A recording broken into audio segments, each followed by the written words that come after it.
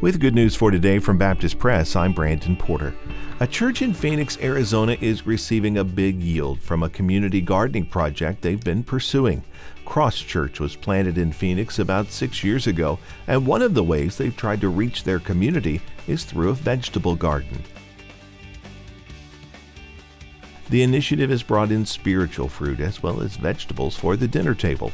Early on, the environment reflected Matthew 13's hard and rocky soil. Cross Church's congregation turned over 4 times with new faces in its first 2 years. The gospel seed began to germinate, though, and right now the church is averaging 100 on Sundays. Last Easter brought a high attendance of 140.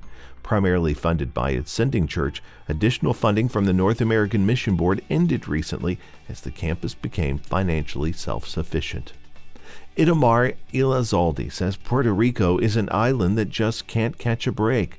In the past 7 years, it's faced an economic crisis, 2 major hurricanes, a political scandal, 6 weeks of nonstop earthquakes, and the COVID-19 pandemic.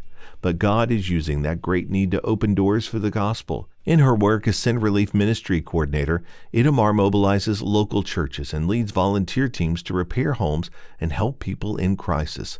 And as she does so, she connects with people in need of a real lasting hope. The Lord has used tragedy to awaken the hearts of many on the island who previously placed their hope in money, health, and stability, she said. She is praying the Lord would give the relief team strength as they carry out their important work.